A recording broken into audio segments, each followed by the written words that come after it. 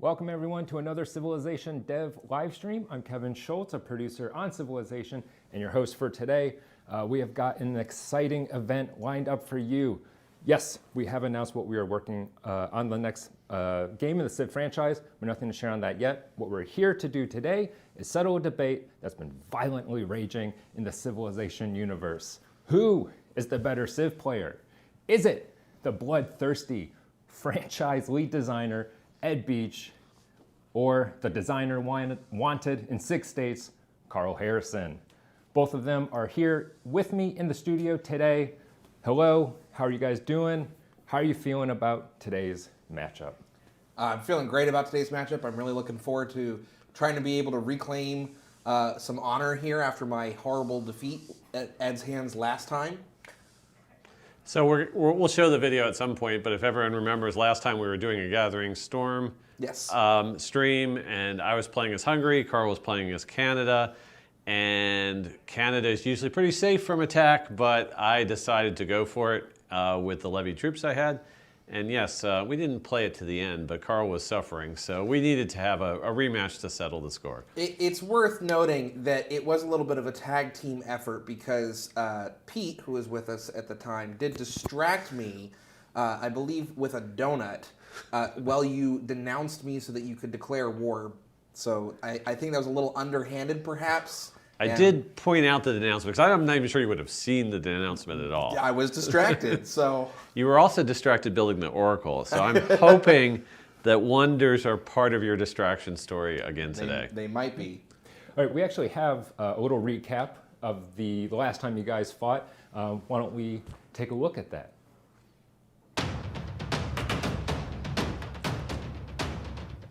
And today, Ed Beach, lead designer of Sid Meier's Civilization 6 Gathering Storm. I told you I was taking the rush, Civ. And Carlbarian. If someone declares war on me, and I happen to wipe them out as a result, is that warmongering? Appearing on camera for the first time. Carl, welcome. Finally here. And I have therefore learned many Ed strategies in the past several weeks, such as unescorted settlers. And another one that he does frequently is not building walls. Maybe you'll see a peaceful game today. You might want to check your diplomatic messages, too. Oh, yeah, I do have a couple. Look at that. Ed has denounced me. Yep. I wonder what that could possibly mean. Maybe not a peaceful game as we were just speculating. Well, if there's war, it probably won't be from me. But no one can declare war on me, so at the same time, I don't need a huge military. We have war! Oh, that's exciting. And totally unexpected. Yeah, I didn't telegraph that much. Events. You would rush. I told you I was taking the rush, Civ. Oh, man. But will you be able to sneak down a massive swordsman army? I'm glad I got that oracle up, but doing so has definitely put me at a disadvantage in terms of this military game here, and I might be in trouble. We'll see what. Jeez, I cannot catch a break here. Chat says you should give away some of your salt.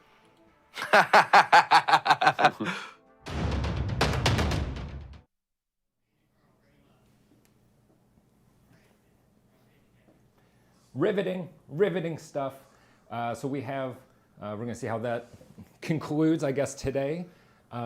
We have opened up a poll for everyone watching, so you can vote on who you think will win. We'll read the result of that soon. So get your votes in. You'll make one person very happy and hurt the other's feelings.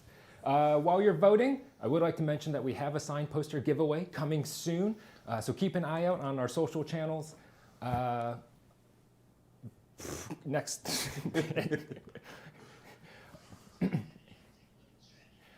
All right. I had a chance earlier this week to talk to both Ed and Carl about strategy. Let's roll those videos, see what they had to say. Ed, do you have any strategies or specific tactics that you're looking to implement today? So the internet chose Julius Caesar, free to play, my friend here. And with Julius Caesar, it's all about finding some barbarian camps, being able to take them out, and getting iron established so your empire can get legions out onto the field as soon as possible. So we're going to go for basically a rush strategy, just like in the last game we went head-to-head. And so I'm not going to build any scouts. I'm going to go right for a whole bunch of warriors and have them start to clear out the fog and figure out what's nearby me. I have to very, very quickly figure out where my source of iron's coming from, because without iron, no legions. So that's sort of job number one, is use my warriors to go and clear out 3 barbarians. That gives me the tech boost for headed towards bronze working, iron working. And then when I've got iron working and my legions can be mobilized, it's all in on attack. Now I've run through 4 or 5 practice games, and I've just played this opening over and over again. So I think I'm in pretty good shape in terms of knowing what I'm doing there, shouldn't stumble too much, but hopefully I can get the game over with quickly, because if it goes long, I haven't been practicing the long game could be where I'm in trouble. That's where Ludwig's abilities are going to start to kick in, and I'll be behind in culture. So let's finish him off early. So Carl, any strategies, tactics that you're looking to implement today? My plan with this game is to get as many wonders unlocked as possible and just get them placed onto the map around my districts. That way I get the 2 culture for every single one that I have. Ed says that he picked Ludwig for me because he thinks I'm going to get distracted by building wonders. But the advantage with Ludwig is that he doesn't actually have to finish the wonders, he just has to start them. I'm sure I'll go for a couple over the course of the game, but my plan is to unlock as many wonders as possible and just get them placed onto the map so I get that bonus culture off of them. Meanwhile, I'm going to hope that Ed does not get that many barbarian camps that he can farm for gold, because that would be very bad for him getting a large army up and running. That's a good point.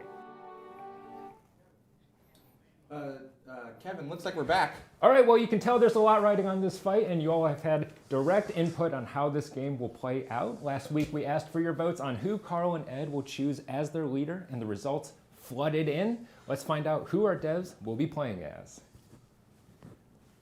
All right, first off, we have Carl playing as Ludwig II. Carl, how are you feeling about your fan selection? I think it's great. I think it's the strongest one of the bunch that I was given by Ed, so thank you everybody for picking Ludwig for me.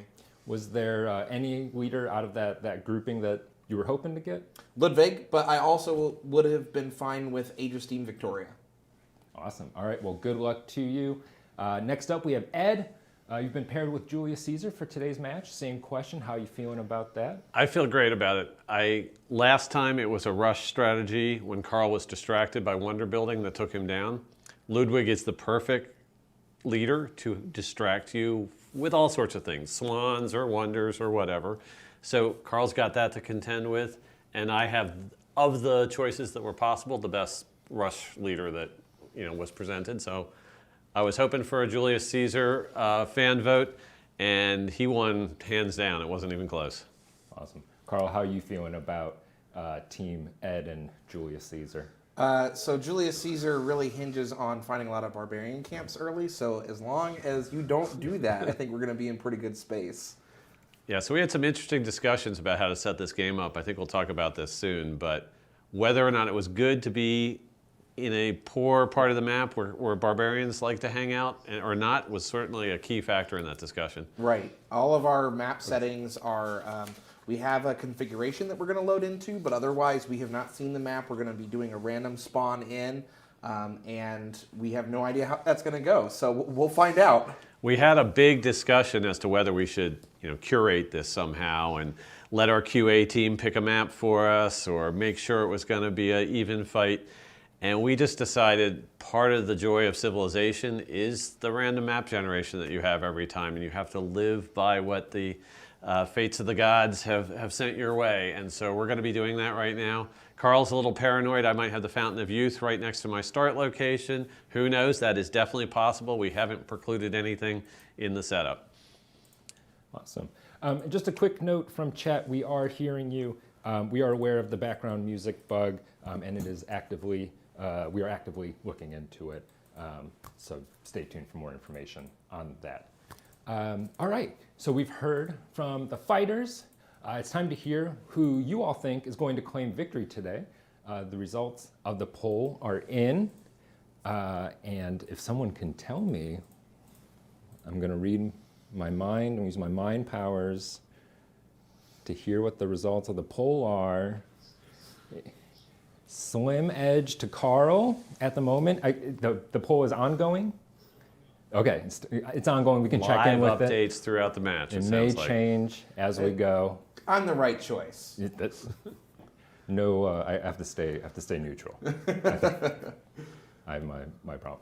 All right, Ed, how are you feeling about that?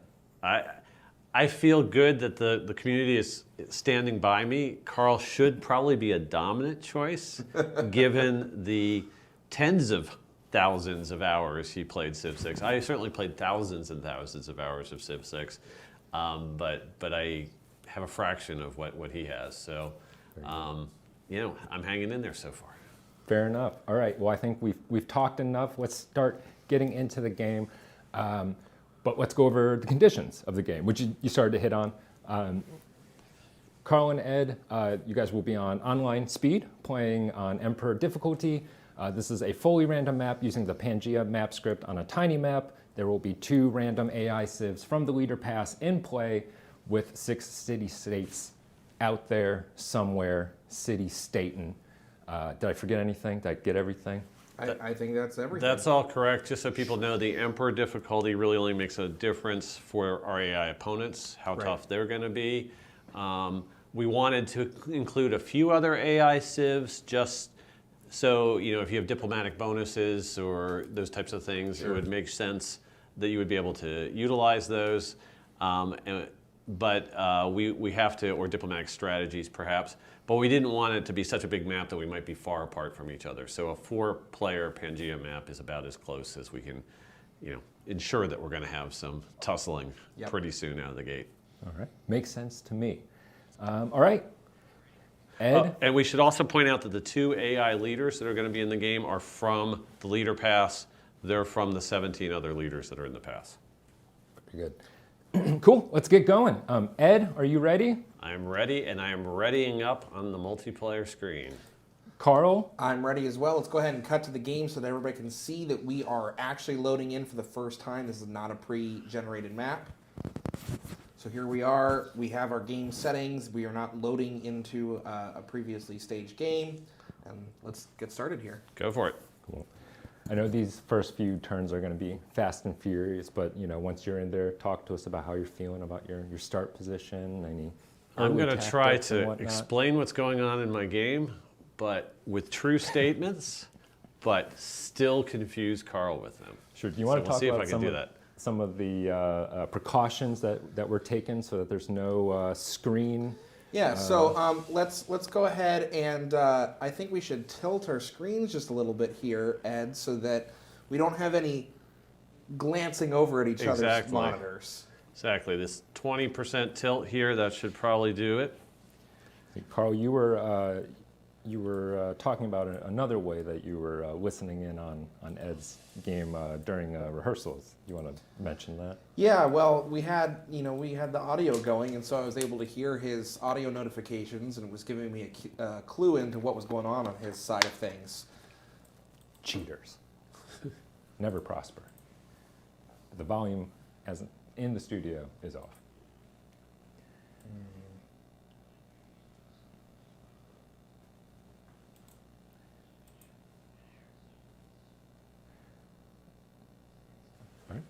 Yep. How you guys? All right. You're in. What are you doing? We're on turn 2, so we're off and running. Not a lot going on now, except for just initial exploration of the map. How are you? Initial exploration of the map. How are you feeling about that initial exploration of the map? It's fine. My start location is perhaps a little bit less than ideal for Ludwig first starting out. I don't want to say how, so that Ed doesn't have any additional clues. But it's not what I would have preferred. And so I'm certainly, ultimately I'm looking for iron, but I can't find where the iron on the map is until the bronze working gets revealed. So right now I'm looking for barbarian camps. I won't tell Carl whether or not I have seen any barbarians, but it's the opening turns of the game, so those types of things do tend to happen. How many times did you guys practice and with what setup? You want to go first? Okay, I'll go first. I probably played 5 practice games, obviously not to conclusion. I was just getting a feel for different initial build orders and strategies with Rome, trying to make the most of Julius Caesar's bonuses. So by the last practice session, I had just a fantastic setup with natural wonders near me, and that one gave me a lot of confidence. So I think I kind of stopped practicing after that one. I did have a few very poor practice sessions. There was one where I was desperate to get iron from a city-state, and I was impatient and decided to attack the city-state. And instead of conquering it quickly, they got iron in the middle of my attack, and I didn't have iron, and that one went very badly. So definitely some successes and failures in the practice games. Sure. So why did you guys put the leader your opponent is playing in the pool for the voting? Well, we should Keep going. okay. Reminder, just in general, this is Civ 6. And if you haven't claimed Julius Caesar, what are you waiting for? He's out there. All you have to do is link your 2K account with Civ, and Caesar will be yours. There's a button in the bottom right-hand corner on the main menu that makes this a super easy process. Do that, and Caesar will be added to your roster of leaders. That's the leader that Ed will be playing as, and he can be yours for a very easy couple clicks. Pause the game.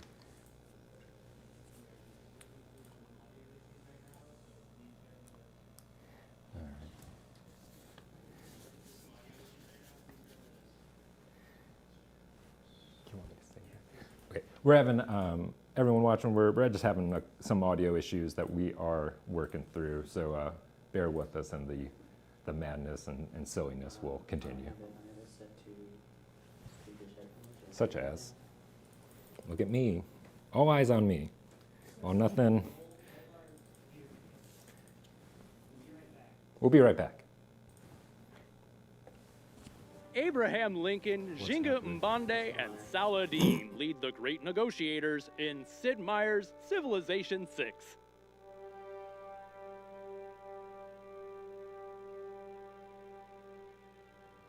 One of the most recognizable faces in U.S. history, Abraham Lincoln was president for only 4 years. But during that time, he abolished slavery, successfully waged the Civil War, and catapulted the United States into the Industrial Age.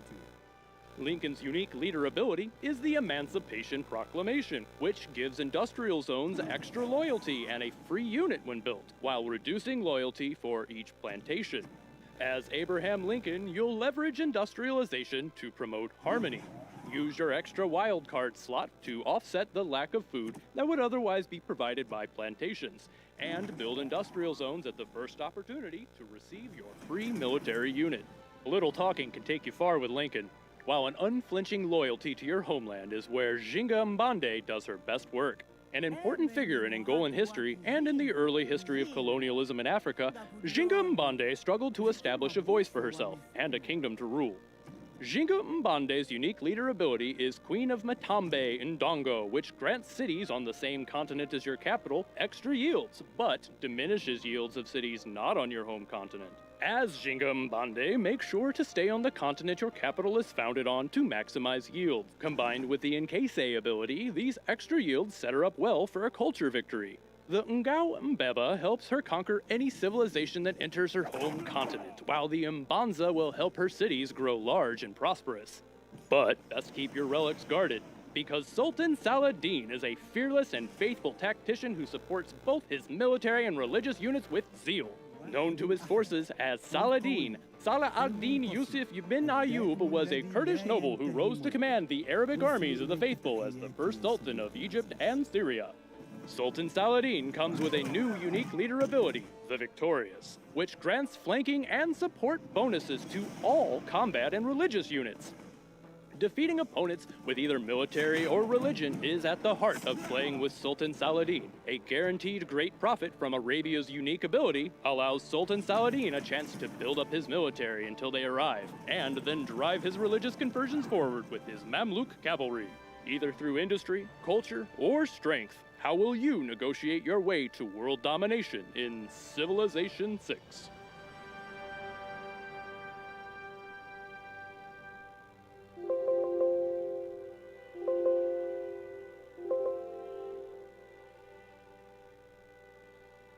Tokugawa, Nader Shah, and Suleiman lead the great commanders in Sid Meier's Civilization 6.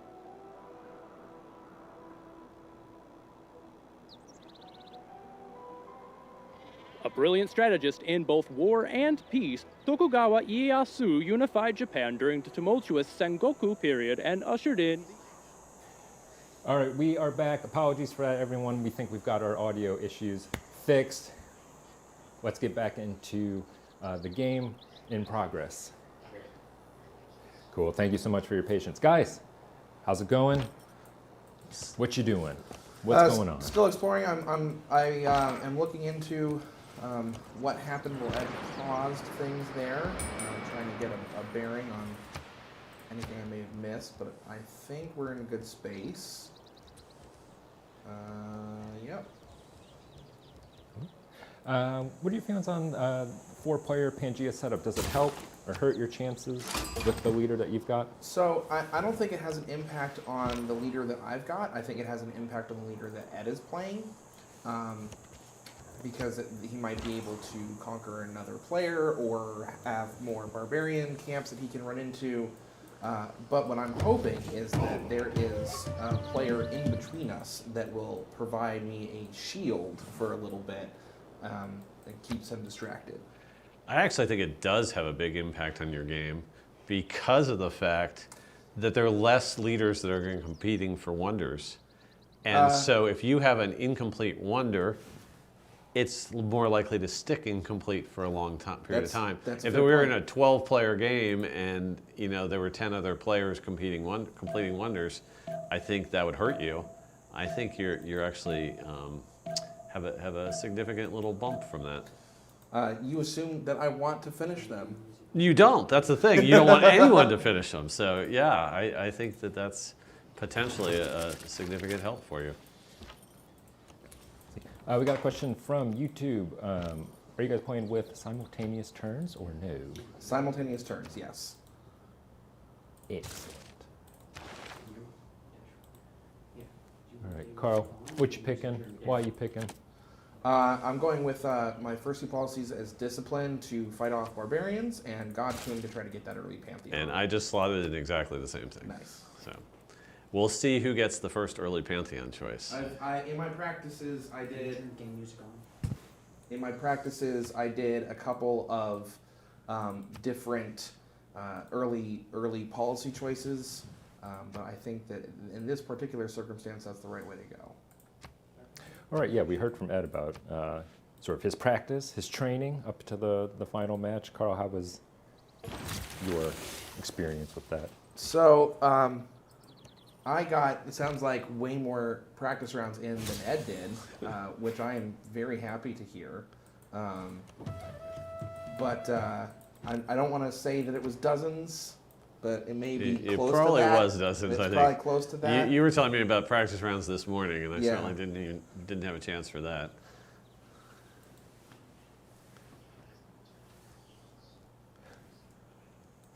We want chat would ask if you guys can turn on the yields. Mine are already on. Okay, We'll I get can that. take care of that. Ed. Yeah, silly me.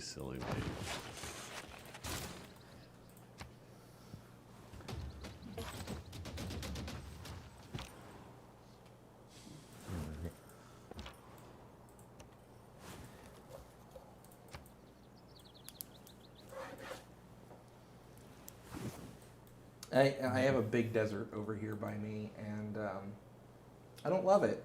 It's not the most ideal place to be. I'm more faced with a tundra-ish start, so both of those problems that we discussed are cropping up here. So I wouldn't say it's unequal. This game is too friendly. I need you guys to get a little more violent with each other. We will once we run into each other, I think. Yeah, it's going to be interesting to see how the scouting game goes. We got a question from Twitch. How are you going to hide your true intentions from your opponent on stream? Well, we can't see each other's streams. And we've tilted our monitors so that we also cannot see each other's screens directly. So there shouldn't be any cross information as a result of that. So I think we're in fairly good space there.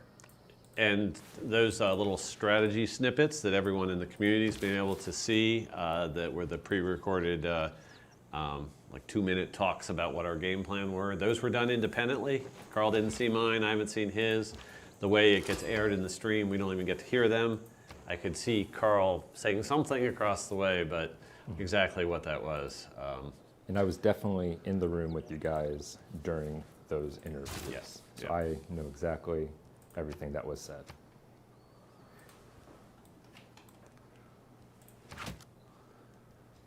Oh, I see some map tax. You want to talk about how to use map tax? Why Yeah, are they important? I like to try to plan out my districts if possible and have an idea of where I'm putting things. With Ludwig himself, because Germany has a unique industrial zone that gets bonuses from other resources. I don't. Oh heck! I Watch should it, not watch have gone in that that direction. Hi. Oh, wow. We don't have to worry about us being really far apart, do we? No, we do not. We have first contact. We have do have first first contact. contact. Hey, there we go. Now we have a game.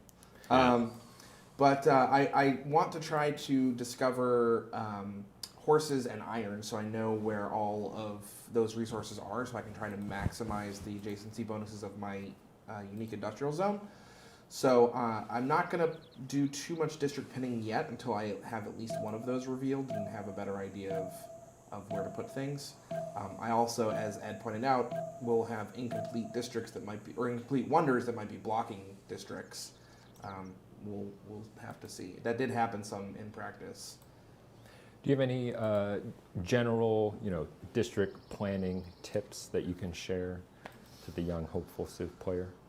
So yeah, the Hansa specifically is a unique one to try to plan out because it has a unique adjacency bonus for a commercial hub, which is unusual, and any resource type. It's not even just a specific thing with strategic resources or something like that. It's any resource type. So when trying to plan out Hansas, if possible, you want to do it across multiple cities so that you can try to get the Hansas of both cities and the commercial hubs of both cities adjacent to each other and really maximize your bonuses that way.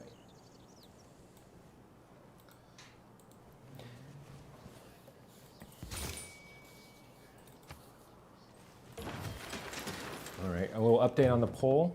About 500 votes are in. Carl, you're still eking out on top as the favorite here. I say this knowing that Ed is looking right at me. Yeah, I don't want to hurt his feelings because he's the boss. Boss man said Ed.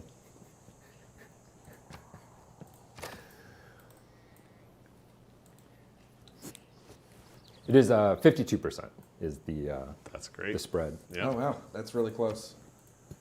So still a chance. Yep. Ed, do you want to? I just need the chance. You're saying there's a chance. Do you want to make a plea to the fans? Maybe swing some votes in your favor. Well, if they can see that I made 2 or 3 significant moves in the last couple turns that have taken a slightly discouraging situation early in the game to something that's quite a bit more hopeful. So I think it might be an image thing, Ed. We can make you cooler to the kids. I have some things for you. Can we go to Carl? I think what do you think? No? maybe later. Maybe later. Yeah, I tried. It doesn't look super Caesarish. I wouldn't That's true. say. That's true. It's not very Caesarish, but it is cool. Yeah. We tried. Next time. Okay, so starting to get a little bit more into the meat of some things here. Trying to stay on top of knowing where Ed is in proximity to me, because I think that's gonna come up sooner rather than later, much to my chagrin. I definitely would have liked to have another civilization in between us, but he is much closer than that. I do seem to have plenty of land to expand to, which is nice, but as I mentioned earlier, much of that is desert.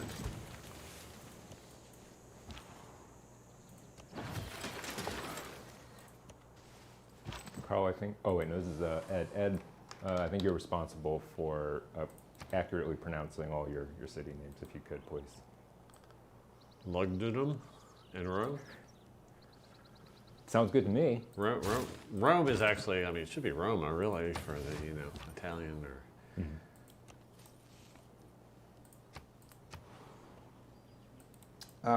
Okay, so I lied about my planning order, and I did start planning out some Hanzas, and sure enough, I've got a horse pop up right where I was planning one of these.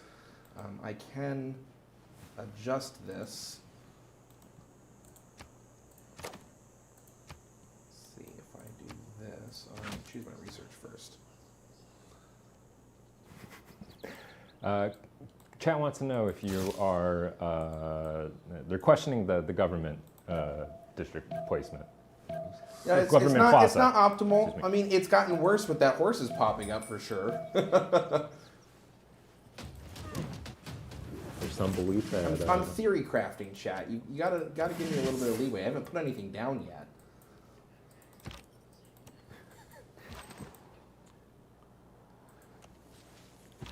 Natural disaster time. The Tiber River. Oh no. What does this mean for you, Ed? How are you gonna recover? It was actually could be helpful to us because that's a part of the map I haven't done a lot of work on yet, so I think I'm fine.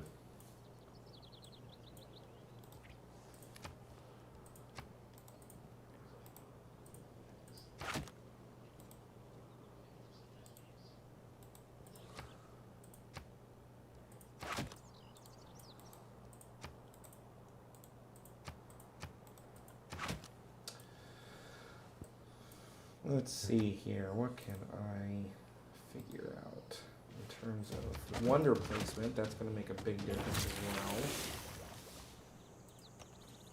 I got a scout in a little bit of trouble up here. There was no clean way of handling that. Wow, the layout of this landmass is very strange. Strange how? Explain. So it seems very vertical. I just ran into another ocean. I expected that to be, continuing the land continuing on out. There is probably a much smaller strip of land someplace, like an isthmus that's connecting things, but it's not just like a nice big blob.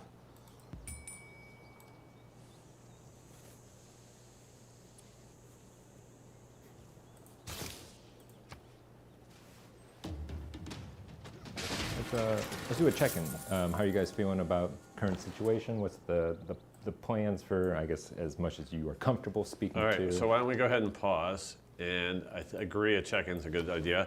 So if we pull up our screen, we can see that we have 10 turns left until the Ancient Era. You're going to want to, both of us are going to want to double check whether we have enough era score to either get a Golden Age next time or at least a Normal Age. So players will want to look at that down in the lower right-hand corner of our screen. I won't quite yet reveal to Carl what we're going to be, but we'll find out since we met each other. We'll find out when we roll over in 10 turns. Yep.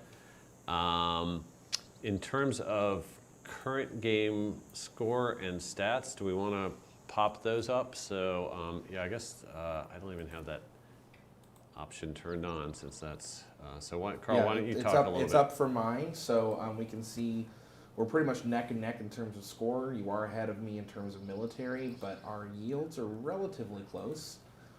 Chat can see, or viewers can see, that I do have a wonder down and getting the culture bonus there. So score-wise, Carl's got 39 points, I've got 37. I'm a little bit ahead on faith generations, which leads me to think I picked a Pantheon before you did, somehow. Yeah, you may have.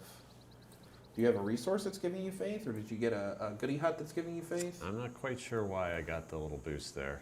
Maybe chat can tell us something that we missed, but nothing jumps out at me as obvious in that regard. Okay. You've been challenged, chat. Yep. Dies. They say it's dies. Oh, you are getting a faith Okay, bonus. yes, and dice did just come into my, it wasn't directly adjacent to any of my cities, but my city grew there naturally, so yep. That Thank was you, it. chat. I- Came through I- immediately. I counted on chat and they came through. So, okay, that's interesting. That's, All right, we ready to go for the I'm last ready 10 to turns? go. I think there may be another pause at the end of the era.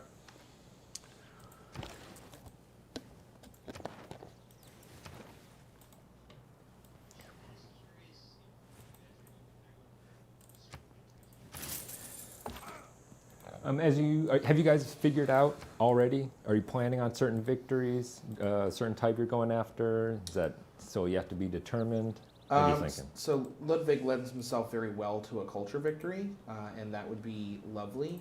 Oh my gosh, my scouts are just not having a good day. This is really bad.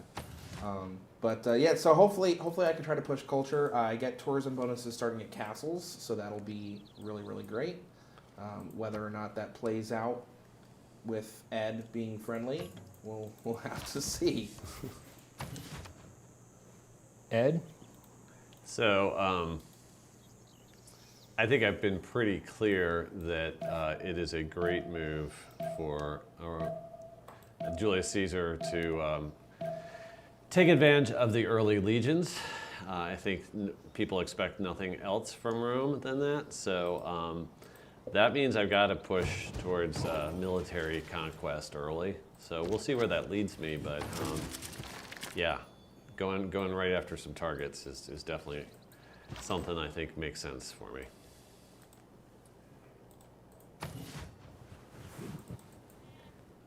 You have not met any of the other civs in the No, game, we have correct?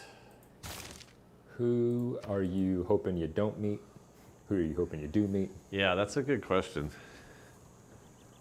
What's the over and under? Other So it is only leader pass civs. So that certainly, I mean, if we were talking about all the civs available in the game, it'd be kind of overwhelming to try to narrow down who we don't want to meet. But there's certain civs that are strong, like Tokugawa and some of those other ones that I think could be very challenging to meet. So I think that'd be my answer there, is not wanting to go head to head with somebody like that. I agree with that. Yeah, getting another warmonger to jump in on this would not be fun for me.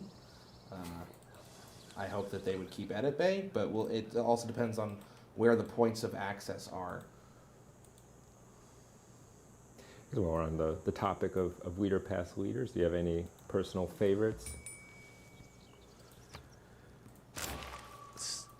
Well, now I feel like I've played Julius Caesar more than anyone else. So, I mean, you know, even if Ludwig- he's not the strongest, he certainly has attracted my attention, and I feel comfortable with him now.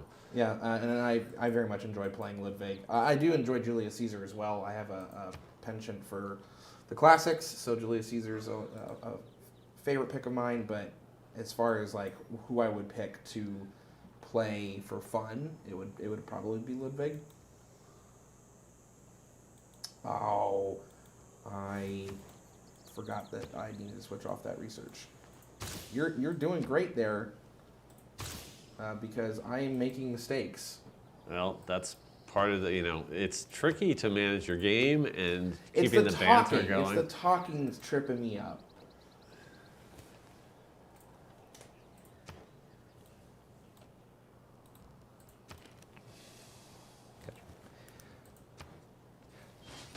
Just want to address that, chat. We are aware of the background music bug.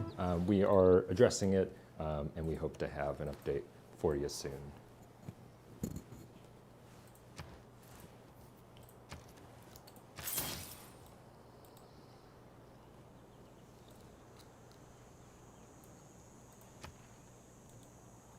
What's going on through that head, Ed? As you click. So I've got, I've had success in one front against barbarians. It looks like I've got a couple other places where they're going to be challenging, and the terrain is really tricky in this one spot. So I've got to figure out a better way to manage The terrain is definitely tricky. It's like there's this very intense set of mountain ranges, and then desert, and it's just. I mean, you're dealing with desert too, which is I like. You've got you're sandwiched between tundra and desert, so that is a big win for me. But it's not what I thought was going to be happening when I first got this start location. Okay, and I have now seen the outline of a city of Carl's, and I see one of his traders. So I'm starting to get a better shape for what the potential battlefield's looking like. The battlefield. Yeah, it's looks like wonder spots to you. I realize that, but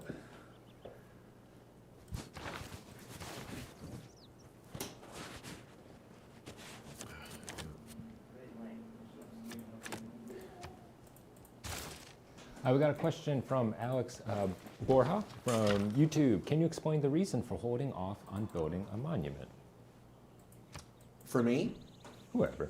Are you not building monuments? I think I built a monument. I certainly, yeah, I've got a monument in my second city because I wanted it to grow, but my primary city has a palace already, so it's getting some type of culture growth.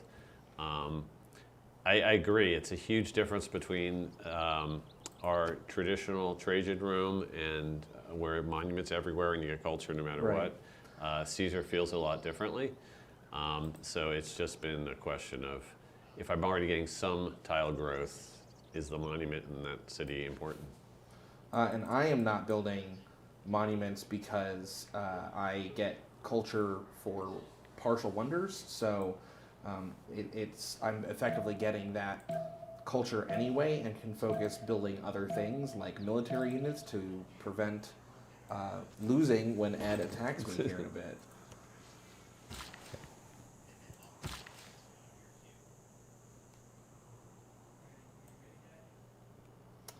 Let's see here. I don't want to build there because those are just going to get pillaged. All right, we got a live view of our fun zone where we have the team watching the live stream with us now. Oh, there they are. Oh my gosh, they can hear everything that we're saying about them right here, right now. I can't hear what they're saying, which is the way I like it. Any, do you guys want to talk to anybody in the fun zone? Any words to the team as they're watching? Thanks for supporting me instead of Ed today. Oh, do we know that they're supporting you? I mean, I do. Man, I am really struggling with what I want to do.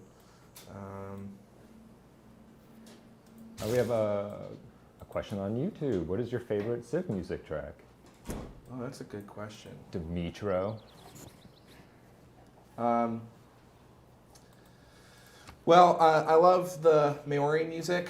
That one's really nice. Cree. I like Mongolia's music. There's so many good tracks. It's hard to choose a single favorite, I think, but it the flavor that it adds to what you're playing, I think, drives a lot of that. But yeah, I think those are probably my top 3 picks. I love the Zulu track. Oh, the Zulu track is good too. Yeah. See, that's what I'm talking about. There's too many good ones. All right, we're closing in on the end of the ancient age, ancient era. 2 turns. 2 turns.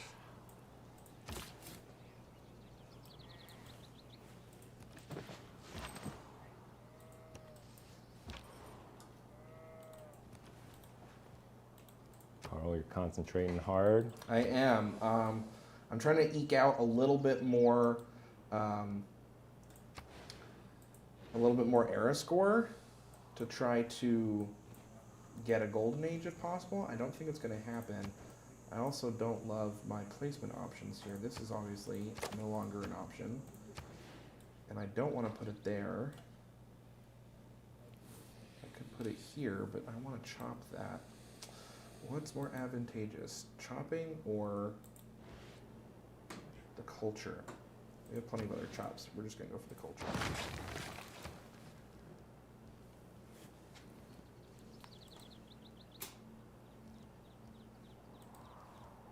All right, Ed, as we're eking into the end of the age, what are you thinking? So I'm also close to Golden Age, but probably not going to quite make it. So it's very similar. There are a couple interesting city-states in our game. And so this is the point in the game where you get a governor decision. So there's some interesting choices about what you want to do with that first governor. You can go for a city-state because it'll give you the equivalent of 2 envoys if you get Amani in there. So that's an interesting choice. Are you saying you only just got your first governor? You're a culture player, right? I suppose. That's you're going to be ahead of me on culture all day. I've been prepared for that. Well, we can see that in the tracker up here. Yep. You're 30% more culture than I do.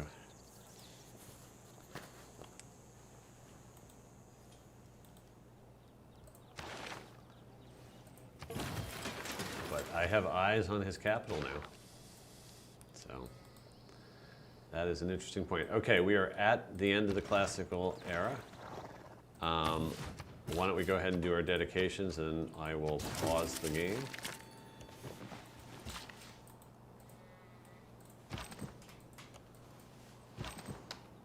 And we can do a recap for chat.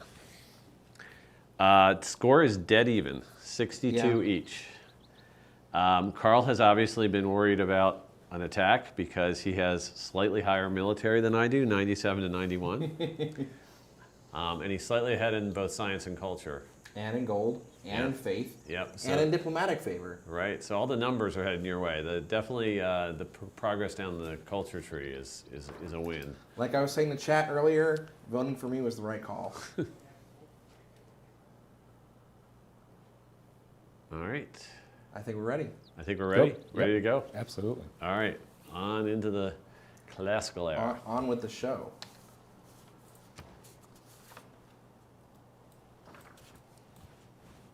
Carl, give me your best barbarian voice. Say something. Something threatening. Or nice. But One more word about the cliffs of Dover, and I'll cut out your tongue with my dullest blade. Perfect. Thank you. See, Classic line. see, Ed, that's what you gotta do to get ahead in the polls. I'm trying to help you. Nobody can hear us right now. I was actually kind of hoping that we were going to get the cliffs of Dover as a natural wonder here. It hasn't popped up yet, but doesn't mean it's not in the game.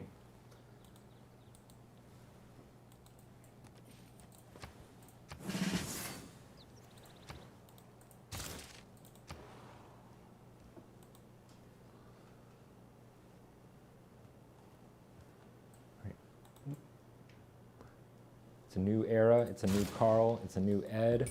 How are you feeling? What's So, plans? Have they been You changing? never at shared all? whether you did get the Golden Age or not. Well, you can see it now. I did not get a gold. It looks like you're in a... I Age, yeah. am regretting my life choices, is what I'm doing.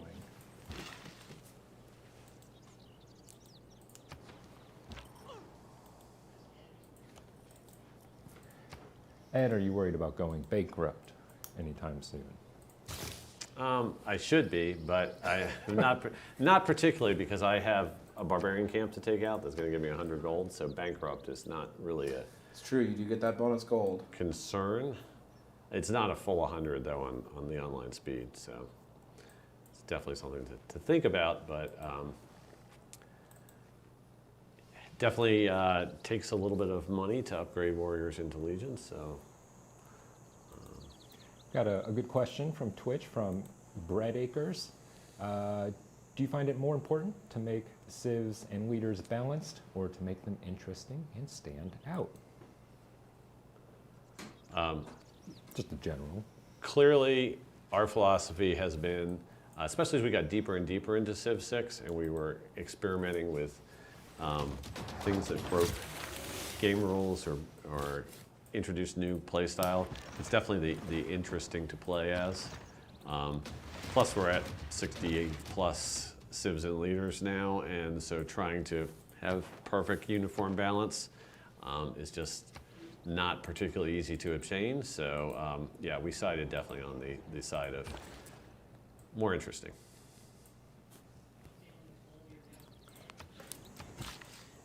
Oh, I got big news. Big news. King-size news. Colossal Coliseum-esque news. The polls are now dead even. Ed has pulled up a couple points. That's because It was the cheering from the fun zone. Yeah, well, I the got viewers- the boost from the them. viewers can see the barbarian problem that I'm dealing with, and that's why it's starting to swing in your favor. I think I don't know if the barbarian voice helped or hurt you, Carl, and I apologize. I think I egged that on. I take that as You know what? my They were responsibility. there before you did that, so I think that it was not your fault. Okay, here we go. Your reputation for like being Carlbarian and controlling the barbarians doesn't seem to be helping you much. Carl, can you say, are you not entertained? Are you not entertained? Thank you.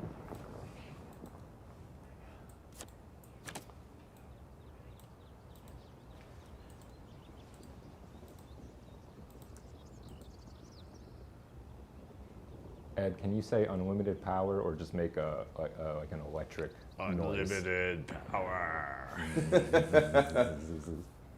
Thank you. I don't love any of my choices. Why don't you not love any of your choices, Carl? Let's talk about that. No love. I'm just not in a great spot right now. I feel like I'm being torn multiple different ways. I do like that choice though. I'm being torn multiple different ways, and it's making it tricky as to what I can actually sort of focus on here.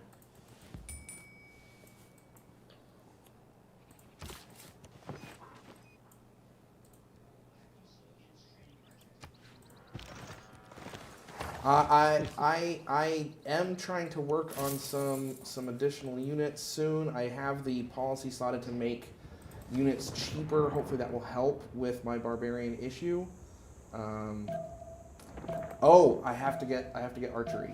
I was thinking I had started that. I did swordsman instead. Chat noticed. Chat noticed. Chat noticed. Of course, chat noticed. I have to say, archers are pretty Oh, and nice. I missed a turn of production there too because I was too focused on talking.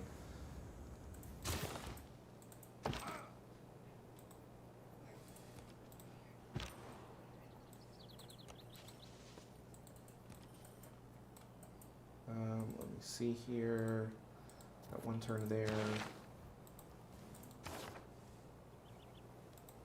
I'm gonna do this instead. I'm not gonna be making settlers anytime soon, much to my chagrin. But I do need to kick some of these in.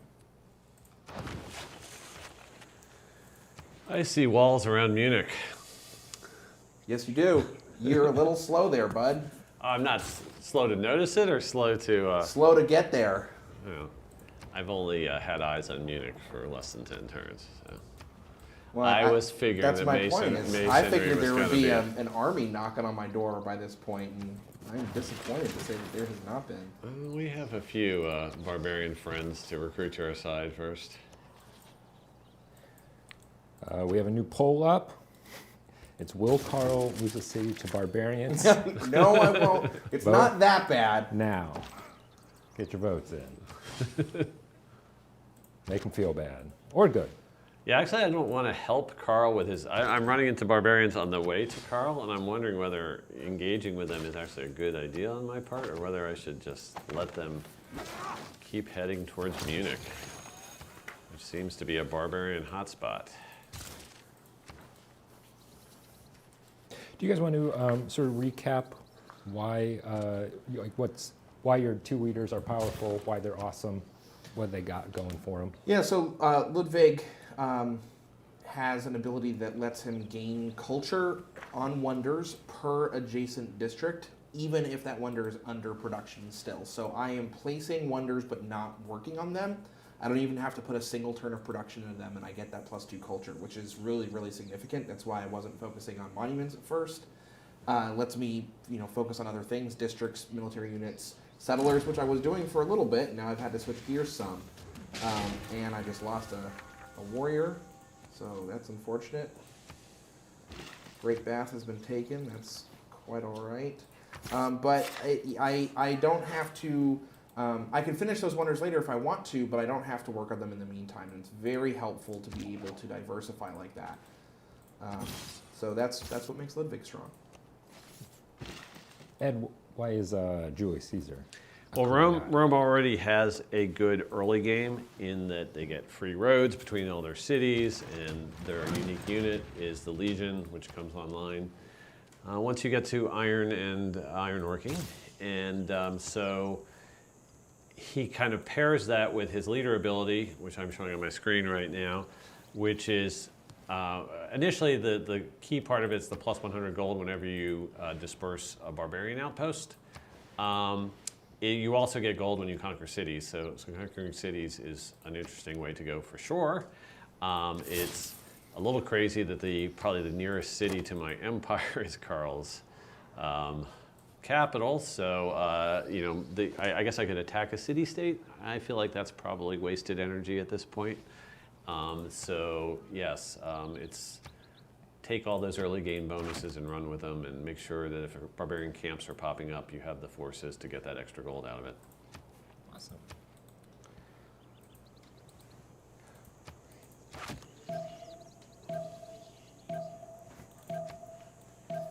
Baby. I got the poll in, Carl, on the will you lose a city to barbarians. the chat is with you, both YouTube and Twitch. They think you are safe. I'm have fairly the confident ability. in that, yeah. There's so many barbarians in this map, though. They are all over the place. Aren't those your friends, Carl? They are my friends most of the time. I don't think they're very friendly this time.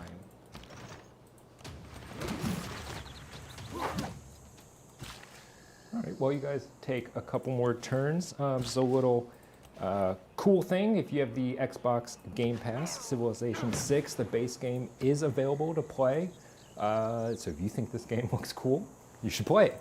It's a lot of fun, a lot of turns, a lot of hours will be wasted or spent in a very fun way.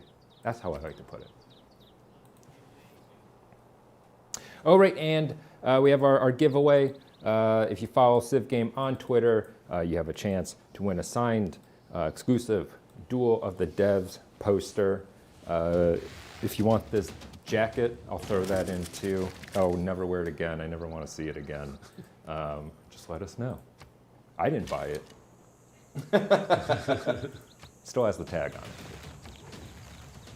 Handy. All right, I was trying to sell some copies of the game. What you guys doing on your turn? Killing barbarians, and it's going well for once. I'm also changing how I was going to be doing my Hansa district. I think it's necessary at this point. I really wish this volcano would go dormant because I really want to improve these tiles. Chad is loving your encampment placement. Thank you, Chad. Thank you. I appreciate that. I knew I wanted to get an encampment up in case Ed started coming my way. I did not do a single encampment in any of my practice runs, but the layout here made it really, really good. And knowing that Ed was in such close proximity, I figured that it was time to go ahead and place that.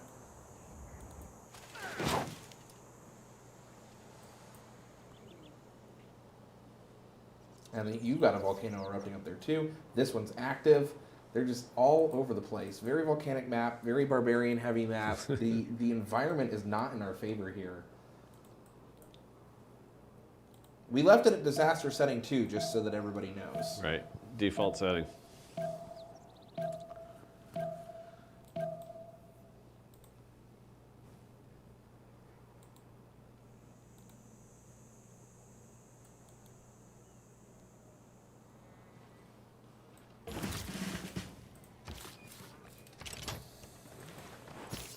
Carl, how many cities do you have so far?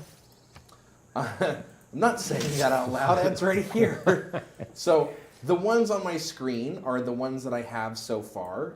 I do have this thing right here that's going out, and it's going to be making another one now that I finally made some headway in the barbarian problem. The friendly neighborhood barbarian problem, as it were.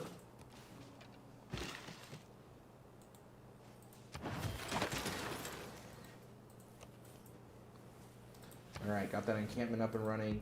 That's a win.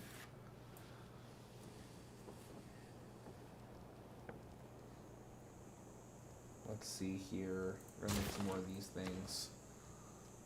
Especially since chat got on my case for not making them earlier, I feel like now it is an appropriate time to do so. Oh no, there's a barbarian. Could have shot that last turn.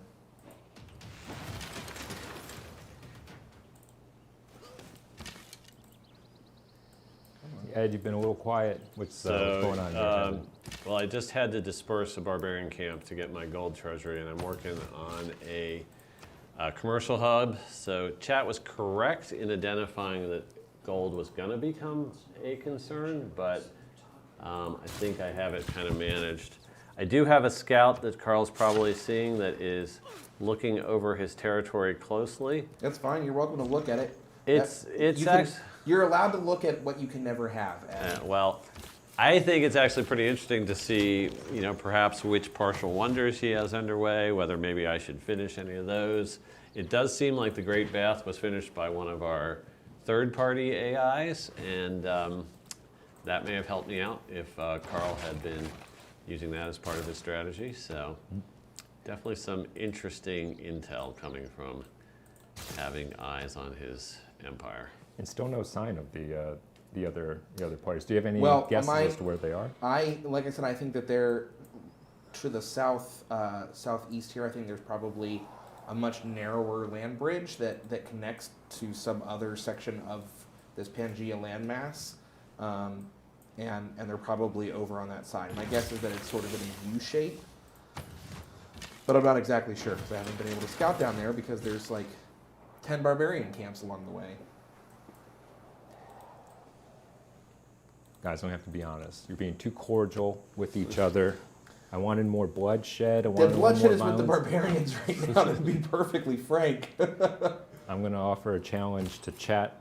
I hope you guys are good with it. If anyone wants to write in some smack talk for Carl or Ed to deliver to the other person, we will do that. We'll have a little, pass them a little note, spice things up in the way that I like them spicy, which is violent.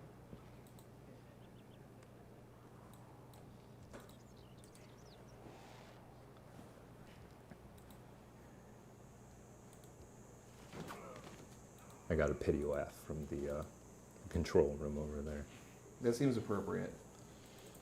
That's what I'm talking about. Give me a little more of that. Well, I'm just disappointed by the lack of legions. Like I saw one running around, but that was it. And I think that Ed's he's got a higher military score than I do, but he's not really coming after me. And where are those legions holding out if you can't see them, but my military score is up? Yeah, that's a good point. You do have them someplace. I have them somewhere.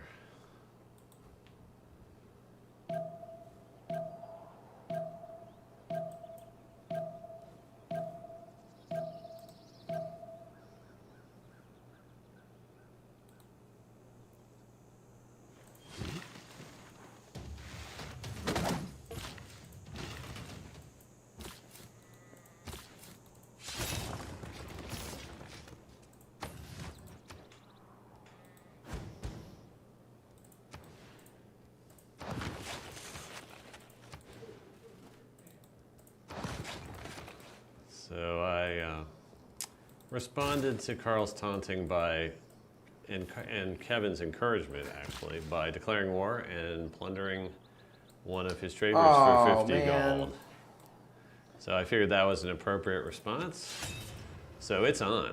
That is how I was spying on you, was that trade route going through your territory. Yeah, I thought about sending you a trade route, but I was very unsure about sending it. I didn't want to call attention to the fact that it was there, but I was unsure about sending it because it meant that you have a road. I have a road, and I thought about. Yeah. I had a better trade route opportunity, which I was sad about passing up in order to establish a road to you, but you kind of did the dirty work for me, so. Well, I think that it was okay because there's so much desert here with no hills or features, so you weren't getting bonus movement there. The river and everything past it, yes, but that's a pretty short distance and it's sort of towards my territory anyway. But what I did get out of that was stealing Buenos Aires from you, and that was huge, so I'll take it. Yeah, because they had a make trade request for you. They did, yes. Yeah. So I was able to snag them, and now your neighbor is at war with you. Yeah, I have some envoys to spend though, so we'll see.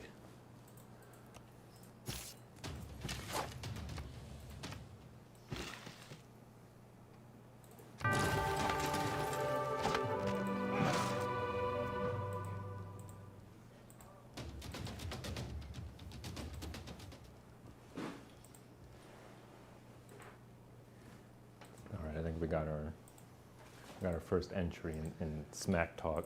Well, we've Theater. got our first blood drawn too. Let me focus Yeah. on this for a second.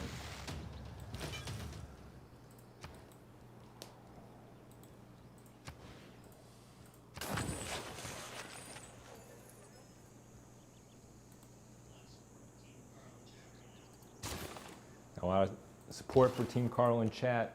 That is the right thing to do. Ooh, that was a solid hit. Legion hit right there. Yep.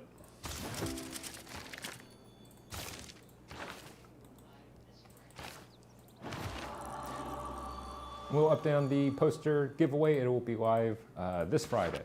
Get a poster. It'll be signed. Again, this jacket can be yours.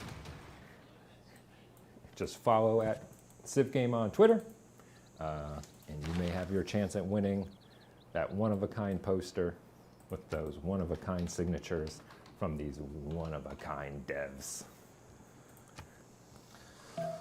Okay, I have not thought ahead to what I want to do here.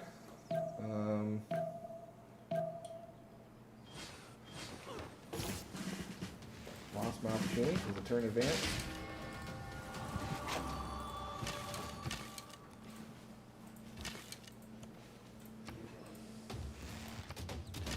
Are you playing with quick combat? Of course. Yeah, this game was not set up for that. So we are enabling it because it's necessary.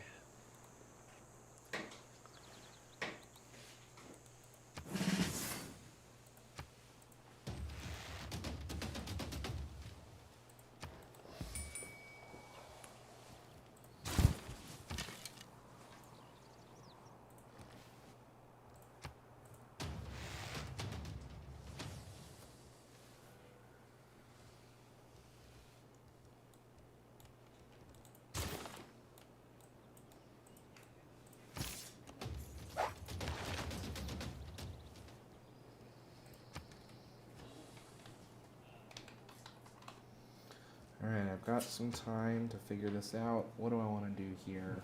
Got 23 seconds. Yep. 22. I'll count down. Make it tricky for you. I don't have a holy site.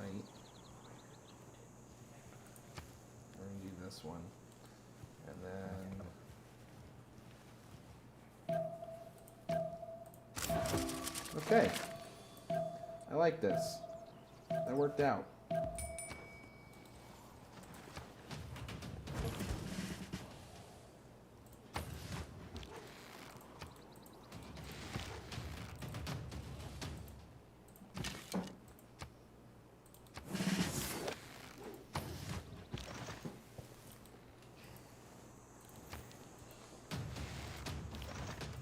Sorry, chat. I know I've got some smack talk to do, but I'm hyper focused on the click fest that's happening right now. I will get to it. I promise. Let's save that. Okay. All right. I think we're in a decent space. Meet me on the beach, Ed. Meet you on the beach? Yeah. Is that what chat said? That's what chat told me to say. Oh. Is that because I'm attacking out of the sands of the, what's the name of our desert here? I don't know. I don't have that turned on. Yeah. I have been keeping an eye on the money. I've been trying to make as much as I can. You did pillage my trader. I'm trying to rebuild it now. It's the Akana Desert that I'm attacking. I noticed so that's that, my beach. Yeah, well, I am gonna meet you there. So And I think that's what's going to happen. your gold, however, looks pretty low. It's tight. Yes. Do you know what historically happens to legions when they don't get paid? Yeah, they revolt. Hopefully they don't join the other side. That could be very dangerous. How are you going to turn that around, Ed? How are you going to? I've got a market underway, and I've got a commercial hub up now. So situation's improving, but I definitely am pumping a lot of resources into military. So it's a factor for sure. This volcano is still going. This is crazy. Let's see. Ed Beach is best beach. Thank you, Jeff.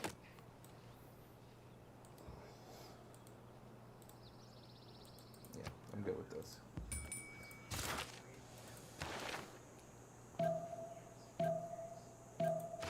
Ed, are you worried at all about Carl levying any military units from city-states? Yes, that's certainly crossed my mind.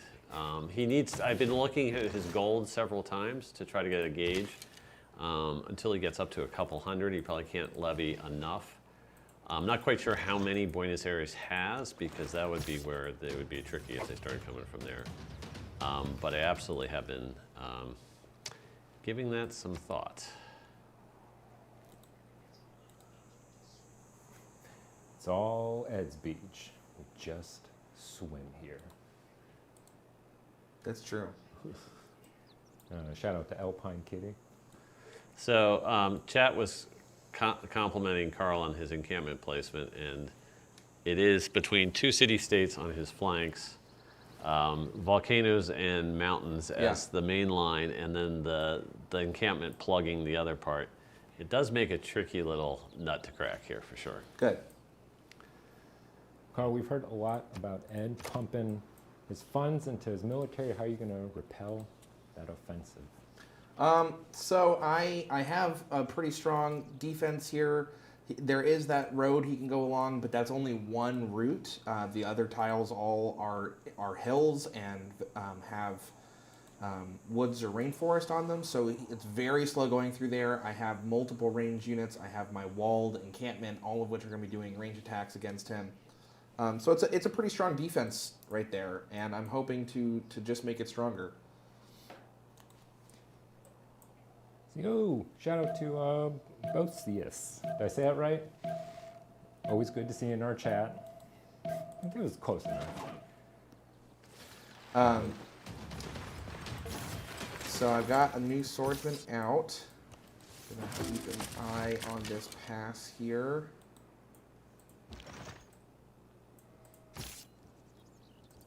I'm still facing all kinds of barbarian troubles though. Yep, they're turning out to be my ally more than yours, I think. They're definitely causing me problems. Okay, what can I do here? I don't mind working on that.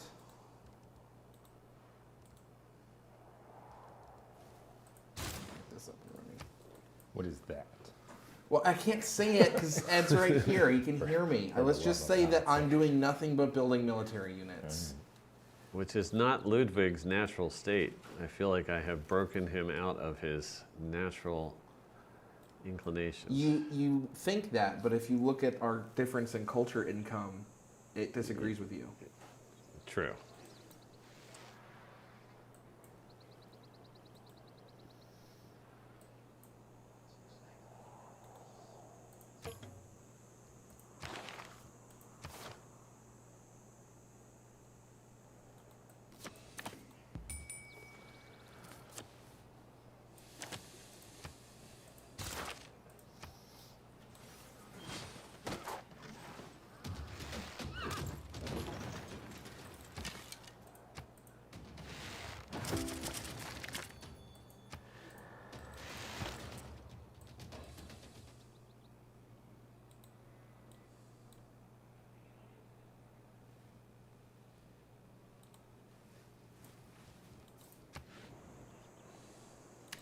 Carl, question for you. How does this 1v1 game compare to how QA typically plays in test multiplayer? So they play a lot of multiplayer because they need to be able to compare civ abilities head to head. That goes into that balance question earlier. It's easiest to compare direct balance when you are facing off against each other. So they do play a lot of multiplayer. It's usually a little bit more friendly than this. Obviously, if it's a Warmonger civ that's being tested, that plays a lot into it. But having everybody dump everything into military doesn't necessarily allow you to look at the strengths and weaknesses of a civ very well. So that I think is different in that regard. Is it also true that most of your games were set up with like 4 human players, rather than you do a lot of It's always mostly human players, yeah. Yeah.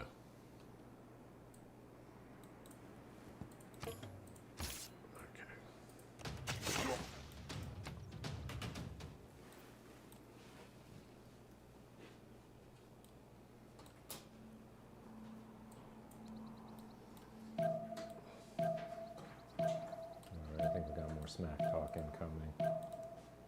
My favorite, my delicious smack talk. I love that you're just fighting Venice this whole time, and they're keeping you distracted. That was not the smack talk. Smack talk incoming. Ed, based on that first offensive, it looks like you came, you saw, but you will not conquer. I don't know if you've seen everything yet, so we'll see. It's true. You taunted But me I'm before, ahead and of that's you. when I declared you. I'm ahead of you on military score now, so take that for what you will. Your military is not appearing. There are none of them out of the fog. They're all. They don't need to come out of the fog. They just need to keep you from coming into the fog. Carl, why didn't you dress up like a bard for today's match? So the Carlbarian costume is very hot. It's in this big fur blanket, and the lights in the studio here are quite warm. So the Carlbarian outfit is good for a brief shoot, but not for a 2-hour multiplayer match. I think I would be sweating over here a little bit, and not because of Ed's pressure, of which there is none. Ooh. Hot costume, you say? Like a 3-piece silly tuxedo? Yeah, like I wouldn't know anything about that. Like a tuxedo. How am I the only one who got fooled with it? Dressed like a stooge? Oh, look at that! Look at that! There's a great general happening here. Yep, you didn't know about that. No, I did not.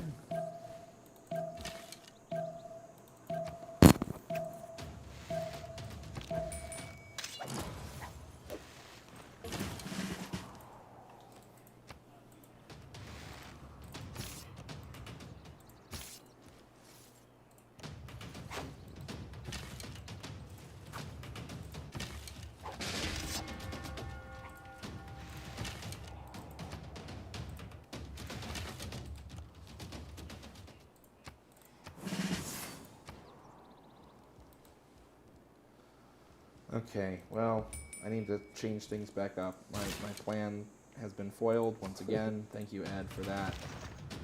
It was kind of a mixed result on both sides, I think. Oh no, no, it was not. That was very advantageous for me, but I do now need to replace the unit I have lost. But getting rid of both a Legion and a battering ram yeah. was huge. Traded that for a swordsman, which is not a great trade. We're No, it is not a good now trade. equal in military, though.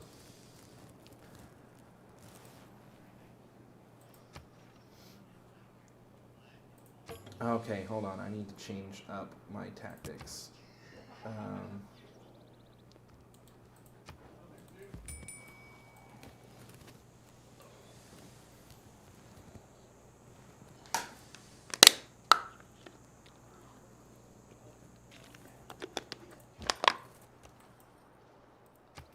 I think I just have to keep pushing. We're 10 rounds from the end of the age. So. Do you want to do a check-in, or wait till the? Let's wait till the actual age flips. Sure. Oh my gosh, the barbarians are just crazy.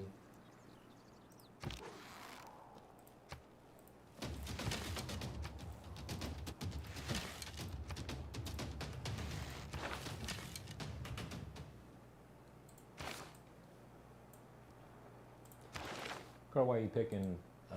Why have you chosen those governors for this game? So I went with Magnus because I had a lot of potential chops. I have not capitalized on those chops because I've been so focused on other things. I'm hoping to try to change that around soon. I was hoping to try to change that around soon, and then Ed pushed again.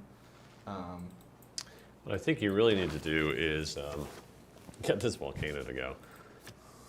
The one to my right? The one right that my army's grouped around. Oh, if that went off, that would be fantastic. That would be a game changer that right would there. That would be huge. But I have a volcano near me that I need to stop erupting, because if it did, I would be able to improve those tiles and it would be huge. But it has been a real pain in my side this entire game so far.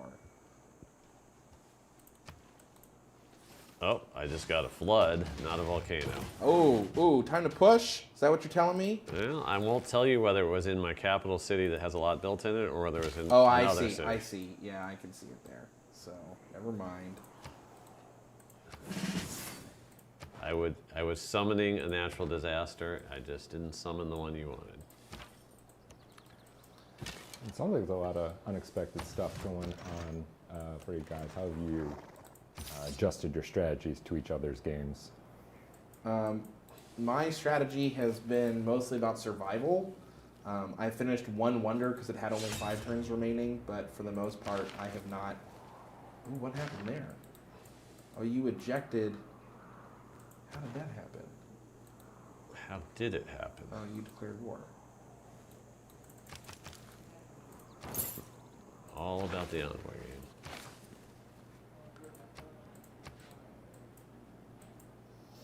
If you say so. You did. I am assuming you got a good bit of visibility off of that, though. Yeah, and I got to see what their military strength was like, and I had to invest them somewhere for some time.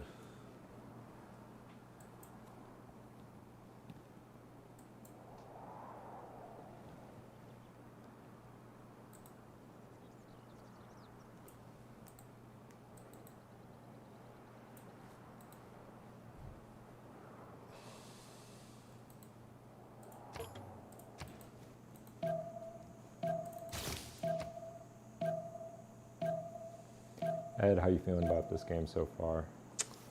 So I think since Carl has a strong defensive line here, I think there are opportunities for me to build a defensive line here as well. So between the river and the desert and everything like that, I can try to make this position work to my advantage. So we'll see what we come up with.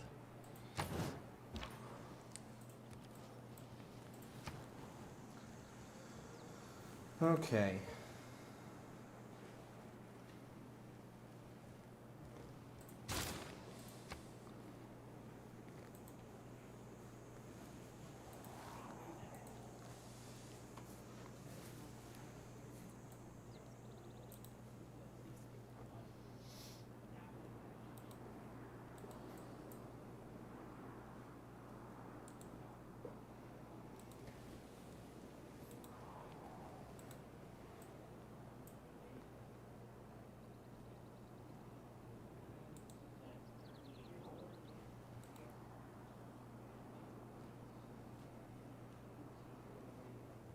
Intense stares, the thoughts that must be flowing through these masterminds' heads.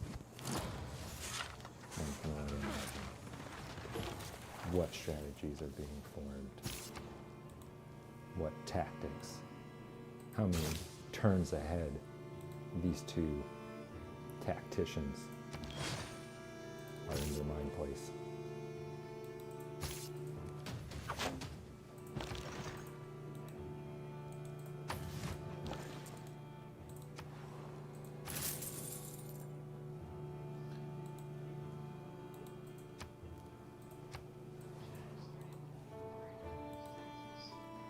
Ed, chat's getting a little worried about you.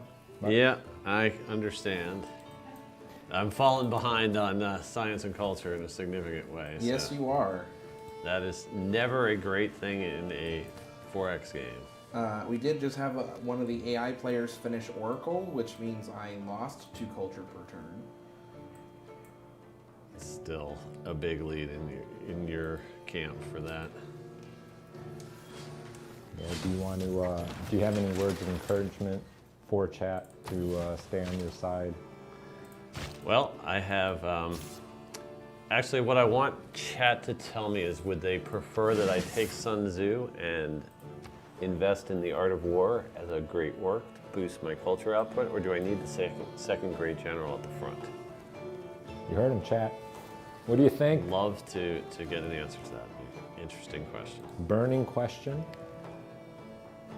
from the franchise lead designer of Civilization 6, directly to you, the magic of live streaming right now.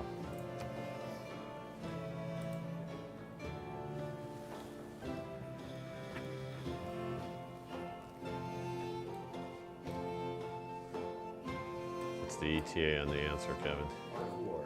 Art of War? Chat is Okay. saying Art of War. We will head back to the palace and get that to happen next turn.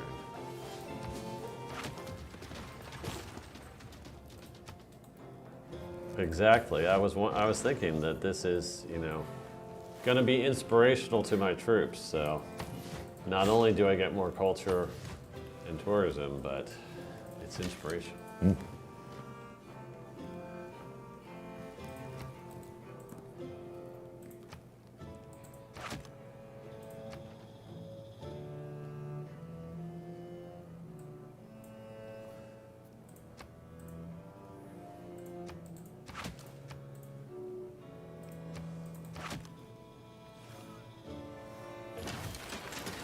All right, 3 more turns till the classical era. We'll check back in.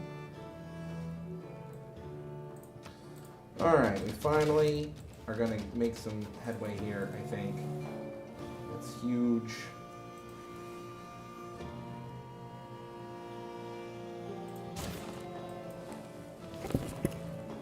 I saw that. You think I didn't, but I did. You can react to it. What'd you see, Carl? What'd you think you I saw your man run his tail and hide. Yep. He doesn't want to be outflanked.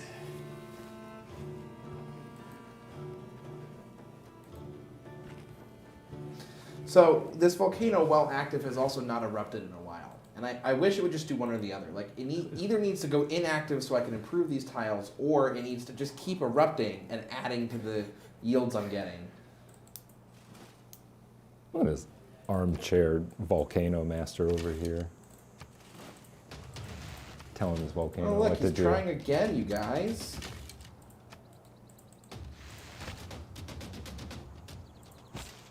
Well, you don't have crossbowmen, that's good. I need to get them soon, apparently.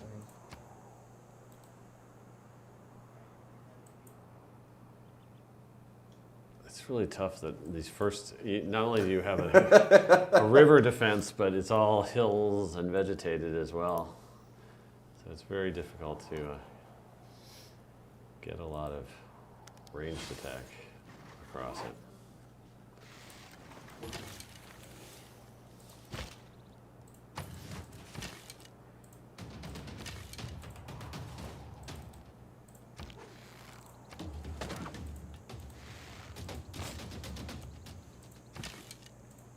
She's really good.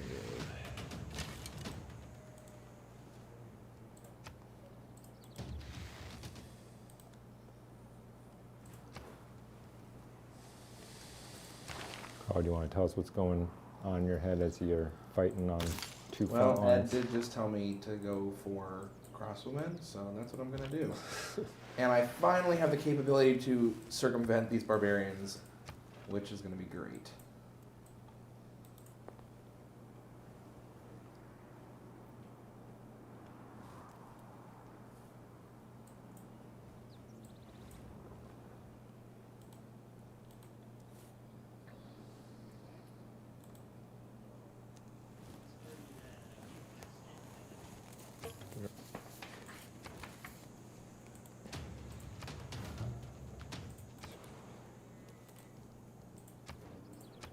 All right, good news for Xbox Game Pass owners. You have Civilization 6 is now available. The base game is now available to play on Xbox Game Pass. It's there. You can play it right now. No questions asked. I'll ask you a question. Why haven't you played it yet? Got him. Take that, loyal fans.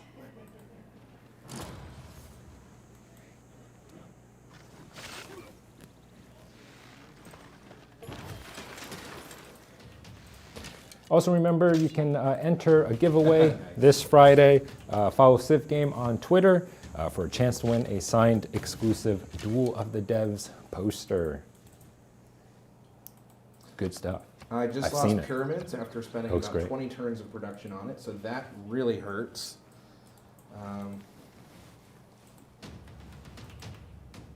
Ooh, he's still going.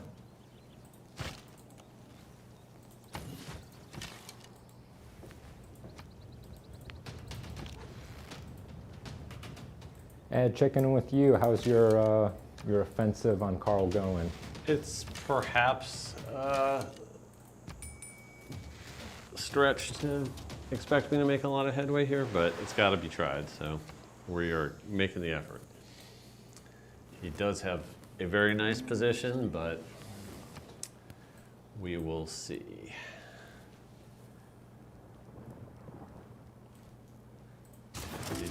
Carl is the experienced multiplayer player, saving plenty of time for his tweaking policies and defenses here.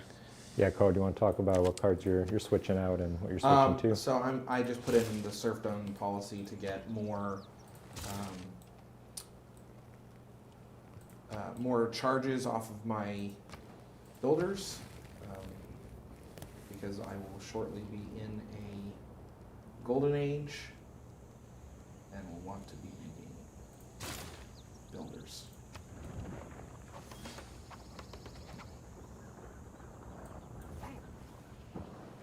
Ed, what's your golden age status? Are you getting it? I'm not avoiding a dark age for sure, but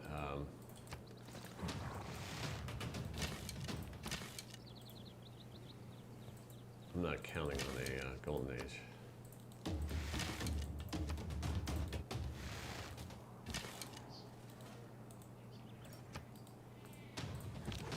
Carl, is Buenos Aires the MVP? That was a big play. Oh, I see why. Yeah, that's. I hadn't even noticed until you brought that up. That's huge.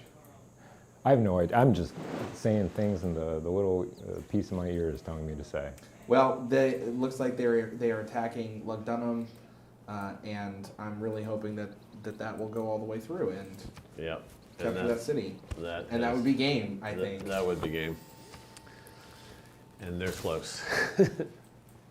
Good eye. Did you levy them? Chat. I did not. They That's just did it all. That's all the AI. Yeah. So to some extent, we could have an AI contribution to the victory here, if that's how it goes down. You know what? Since last time you won through city-states. I know, It kind of is just fitting that It this is. time the It's win would be city-state. through city-states. So maybe Ed's throwing the game, get an episode 3 of match 3, best out of 3. I don't know. You tell me. We'll have entertainment here. Maybe this is all rigged. I'm not saying it is. Just throwing it out there. You never know. We're a little coy like that.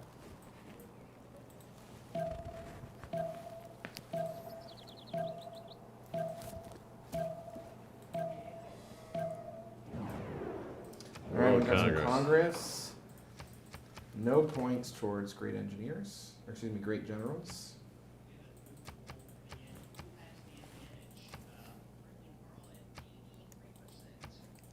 There's a new poll up. Who has the advantage?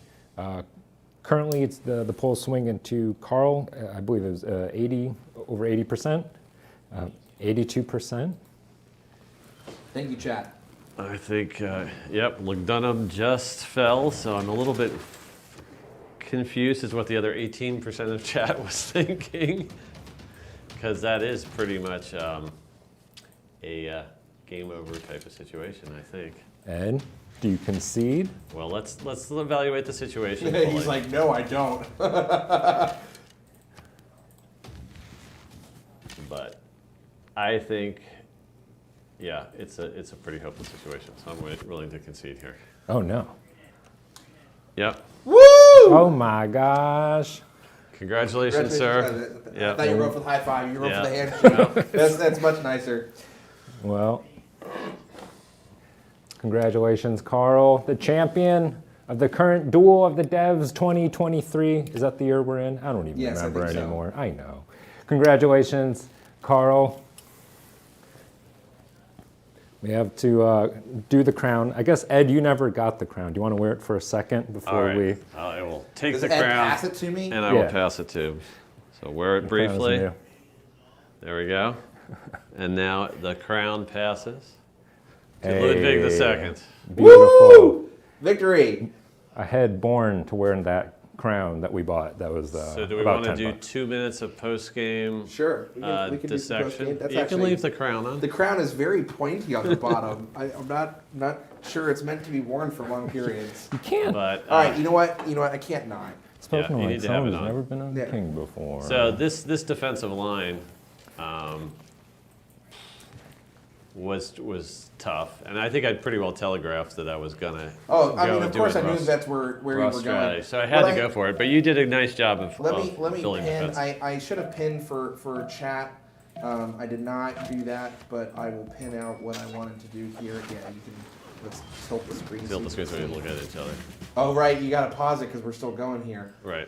So, yeah, I would have liked to have gotten a city down on this gypsum with an encampment there. My plan was I was actually making the settler. I was going to get a man-at-arms and sneak it up and around, plop that down, rush by some archers in there, get some walls up as quick as possible, chop out To some try stuff. to shut down that avenue. To I try to think. shut down that whole thing. So The thing is, that was only one tile wide avenue, and Taruga was expanding toward it too. I don't feel like that was a great.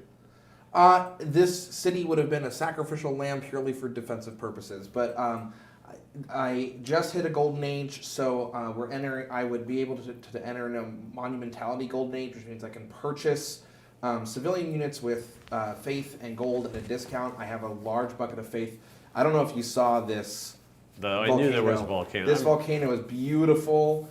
I couldn't improve it. It's still erupting, but I had tons of faith off of that, and I was going to get this little cluster of defensive units, builders, and the settler. Send them up through this pass, rush settle, chop out the walls. You were never gonna go across the river and start trying to push on my cities yourself. Oh no, not at all. Yeah, Why bother? You just You're- crash your waves of legions against the long unbreakable game. defense The long here. game obviously favored you no matter what. Yeah, and so I had multiple cities up with partially built wonders. I tried to get pyramids that was stolen from me, but that gave me. How many this partially summer. wonders did you have I- going at the end here? I had 1, 2, 3 partially built wonders right now. There was 4 with pyramids and 5 with oracle, but those were the last 2 that got built. Okay. So One thing we did talk about maybe doing, I'm not sure if we're interested in, how interested chat's going to be, but we would like to take the configuration file that we had here and maybe the map seed and see if we could post it so that people could try it. If people think that they have a better Julius Caesar strategy against this particular Ludwig situation and they want to try it head to head between 2 friends on the internet, we should be able to pull the files from this machine and make them available. or 4, since there are 2 other players in this match that we never even met because they're somewhere here. This is what I'm looking at. I don't think you explored this far over. I didn't. But this is all coast. And you still I haven't found think- anyone. Yeah, I think somewhere down here this continues on over, but I'd explored up to here thinking this would continue over and it didn't. So someplace over there are the other 2 AI just sort of like hanging out, having a fun game. More fun than I was having. This barbarian camp is just brutal. You're supposed to take out barbarian camps. I was at least able to You know what? do that. I didn't want to take out barbarian camps because being their leader, the great Carlbarian, I had to be friendly with them. That's my excuse. Okay. Ed, any final words?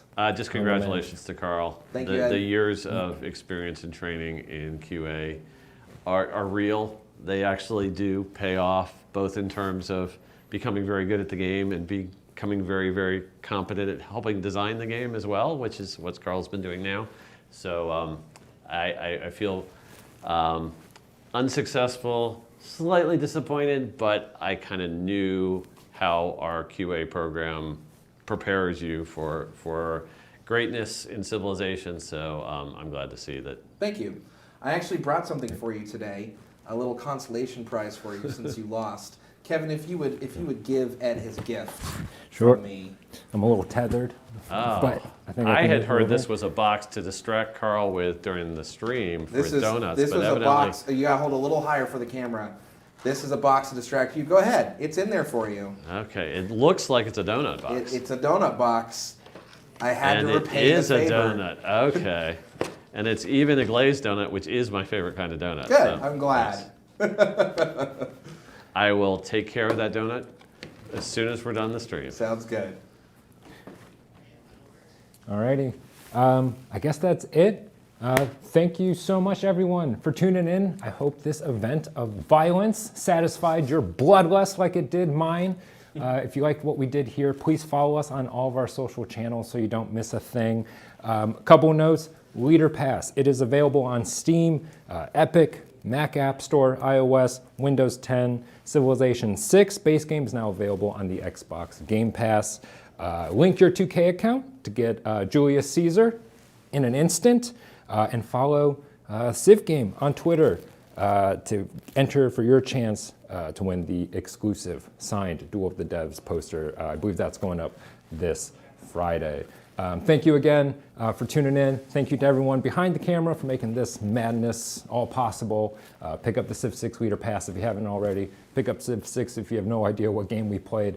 That would be wild. And thank you so much for tuning in. We'll see you next time.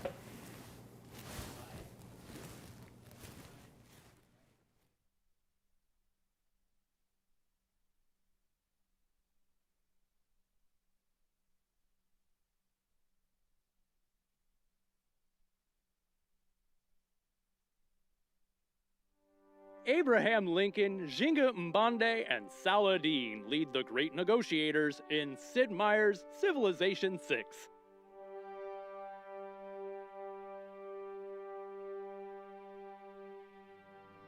One of the most recognizable faces in U.S. history, Abraham Lincoln was president for only 4 years. But during that time, he abolished slavery, successfully waged the Civil War, and catapulted the United States into the Industrial Age.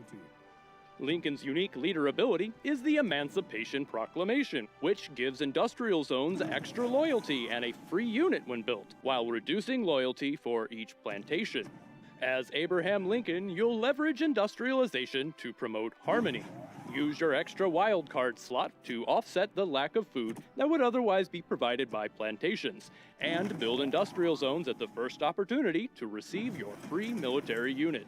A little talking can take you far with Lincoln, while an unflinching loyalty to your homeland is where Jinga Mbande does her best work.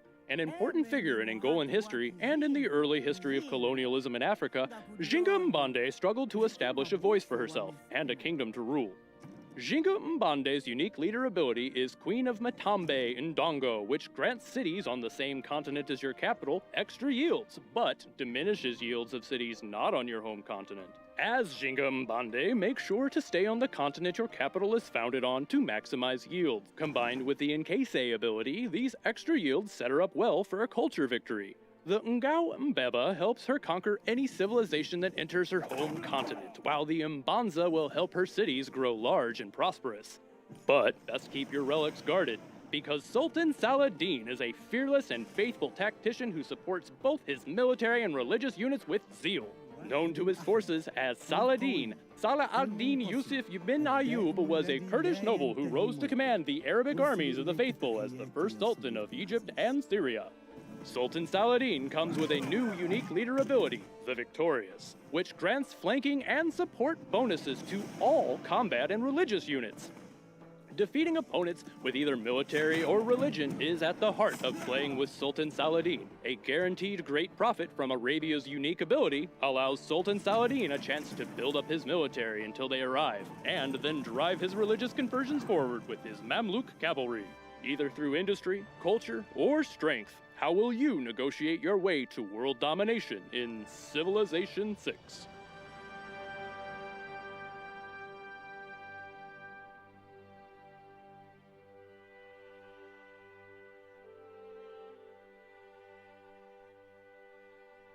Tokugawa, Nader Shah, and Suleiman lead the great commanders in Sid Meier's Civilization 6.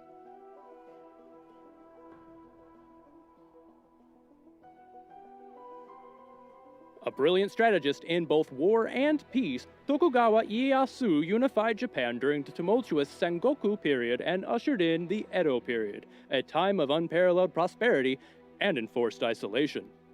Tokugawa's unique leader ability is Bakuhan, which ensures cities within 6 tiles of the capital are always 100% loyal, and after discovering flight, receive extra tourism for every district.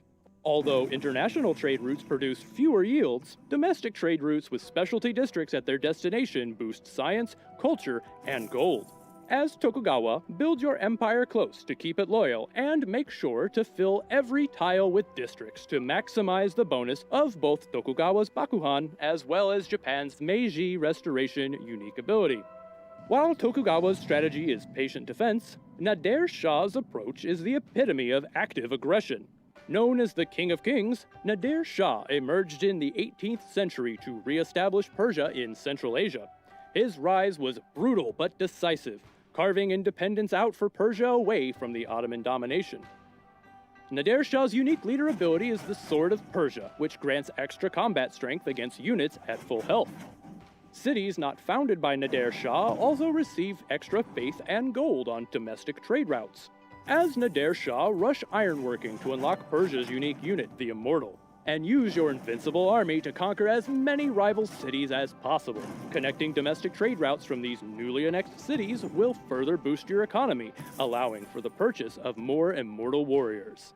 Nader Shah's full offense can be irresistible if things are going his way, but Muhtesham Suleiman can be a force to be reckoned with, even in the most dire of situations. A titan of law, culture, and war, Suleiman waged a 20-year war for Europe, resulting in the complete control of the Eastern Mediterranean. Muhtesham Suleiman comes with a new unique leader ability, the Magnificent, which grants bonuses to science and culture when in a golden age, and extra combat strength to units when not in a golden age against civilizations who are also not in a golden age. Use your Barbary Corsairs to raid during Golden Ages to fund and modernize your military. Then launch them at your weaker enemies during a normal or dark age to take full advantage of Suleiman's strengths.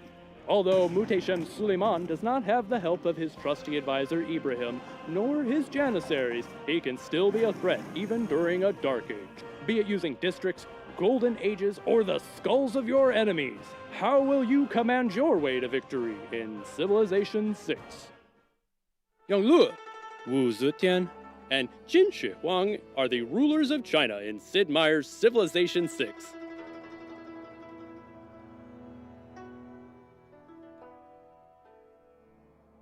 Born the second son of the Hongwu Emperor, Zhu Di won a 3-year war to assert his legitimacy, proclaiming himself the Yongle Emperor. During his rule, he expanded outward, gathering support and foreign gold for what was to become China's quintessential empire. Zhonglu's leader ability is Li Jia, which gives cities a project that converts 100% of their production into gold, or 50% either into food or faith. Cities with more than 10 population receive extra gold, science, and culture per turn based on that city's population. Leverage Zhonglu's city projects in your early cities to supercharge their growth and buy what you need with gold or faith. Consider changing production away from projects and towards wonders like the Hanging Garden once they get big enough to start producing extra yields. While Yonglu aims to build the tallest towers, Wu Zetian rules China's courts from the shadows. The first and only woman to sit on China's throne, Wu Zetian rose to power via assassinations, manipulation, and cunning court strategy. She also guided Chinese politics towards a more meritocratic system and away from noble patronage. Her unique leader ability is Manual of Entrapment, which allows her spies to operate one level higher and gives her extra science and culture for every successful offensive spy mission. She also receives a free spy after discovering defensive tactics. Use your early spy against your greatest threats to maximize the impact of her ability, as well as to even the score with your rivals. Stealing great works can get you culture fast, while stealing a technology might just get you the science to finish your own. If courting the favor of dignitaries isn't your style, Unifier Qin has a much more direct approach. Qin Shi Huang earned the title of the first emperor of China through a bloody 20-year campaign against 6 other major Chinese states. Unifier Qin's unique leader ability is 36 stratagems, which grant all melee units the Convert Barbarian action. Turn a single warrior into an unstoppable army with Unifier Qin, then send your waves of fresh troops to wash over enemy cities. Since most of your units can be acquired without production, focus on building wonders for Eureka's and inspirations, and to further boost your military might. Whether from the busy streets, the royal courts, or the barbarian outskirts, how will you rule China in Civilization 6? Ramesses II, Sundiata Keita, and Ptolemaic Cleopatra are the rulers of the Sahara in Sid Meier's Civilization 6.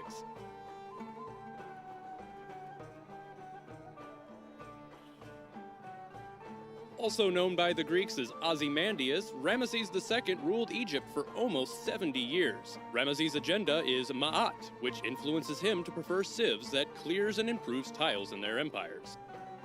Ramesses' unique leader ability is Abu Simbel, which gives culture equal to 15% of the construction cost when finishing buildings, and 30% when completing wonders. Build your empire along rivers to benefit from Egypt's Itiru ability, and focus building and improving industrial zones to earn extra culture and great engineers to further boost your culture output. While Ramesses II was the arrogance and might of the pharaoh-made flesh, Sundiata Keita just can't wait to be king. Known as the Lion of Mali, Sundiata Keita faced early hardships both politically and physically. At age 18, he returned from exile to defeat the Sorcerer King Sumaro Kante. His agenda is Lion of Mali, which influences him to prefer civs that don't compete with him in tourism. Sundiata Keita's unique leader ability is Sogolon, which lowers the gold cost to recruit great people. The market building also gains 2 great writing slots, while great works of writing receive extra gold and production. Focus on faith and gold to grow your empire, as Mali has a permanent penalty to production. Build Sagubas not only for their extra great work slots, but also for their discounts, which combine well with being the suzerain of Ngazargamu or running either the democracy or theology government. While Sundiata Keita began his rule from exile, exile is where Ptolemaic Cleopatra ended hers. Ptolemaic Cleopatra was the queen of Egypt during its final years as a puppet state of the Roman Republic. She was the target of the War of Actium, which created the Roman Empire after the annexation of Egypt. Her agenda is Basilike J, which influences her to prefer civs with high food output. Ptolemaic Cleopatra's unique leader ability is the arrival of Hapi, which grants resources along floodplains extra food and culture, as well as extra appeal on floodplains. Use the extra food and appeal to create high-occupancy neighborhoods to work your farms, then leverage the beauty of your empire to entice tourists for a culture victory. Either through power, perseverance, or produce, how will you rule the Sahara in Civilization 6? Theodora, Sejong, and Ludwig II lead the great builders in Sid Meier's Civilization 6.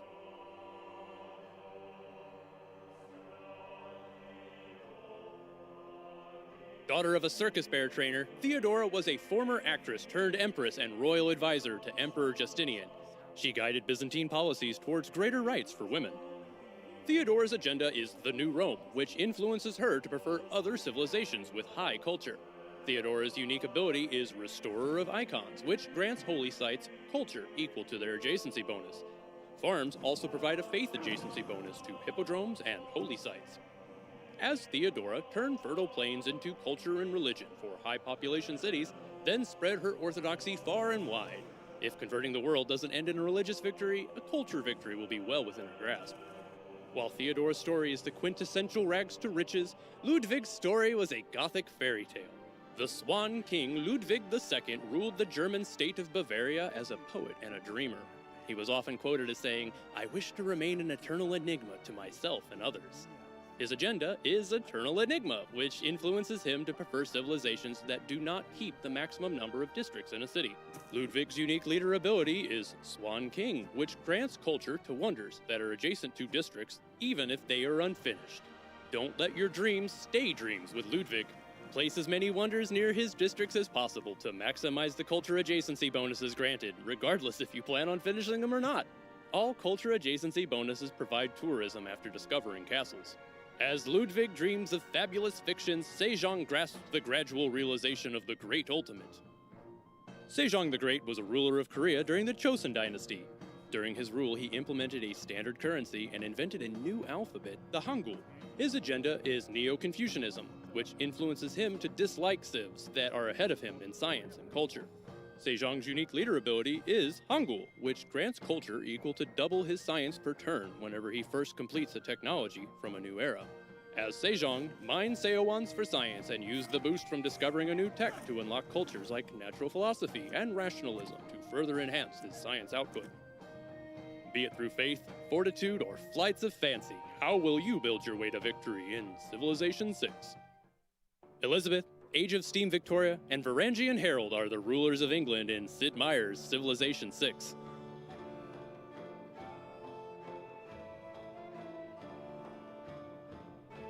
Also known as the Virgin Queen, Elizabeth of Tudor transformed England from a muddy rock on the edge of the world into one of the most powerful empires of the modern age. Elizabeth's agenda is trade agreement, which influences her to prefer civilizations to trade with her.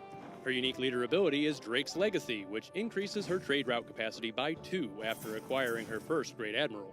She also receives extra gold from city-state trade routes and extra yields from plundering trade routes. Would you like a trade agreement with England? As Elizabeth, build a Royal Navy dockyard in every city, then cover the corners of the globe with trade routes to buy her way to any victory type.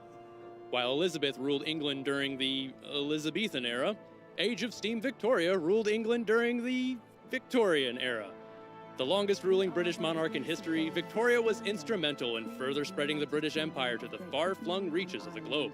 Age of Steam Victoria's agenda is Industrial Revolution, which influences her to prefer civilizations that focus on production. Her unique leader ability is Age of Steam, which grants her extra production for every building in an industrial zone, as well as extra production for strategic resources. Rush apprenticeship to get Victoria's abilities up and running. Then use her extra production to build an armada fit for a queen. If an early domination victory doesn't pan out, leverage your extra production from England's Workshop of the World to build a ship to the stars for a science victory. Victoria and Elizabeth may be England's most famous monarchs, but Varangian Harold never actually ruled England. Varangian was a term given to the Norse mercenaries of Constantinople, where Harold Hardrada and his men worked before claiming the English throne in 1066. His agenda is Harold's Saga, which influences him to prefer civs that ally with city-states. Varangian Harold's unique leader ability is Varangian Guard, which grants a major discount to levying units. These units can generate culture, science, and faith from defeating enemy units. It's a mercenary's life for Varangian Harold. Use Norway's Nar ability to scout for city-states early for the extra influence, then recruit them against your foes to generate the extra resources your home cities might struggle to produce. Will your reign be happy and glorious? How will you rule England in Civilization 6?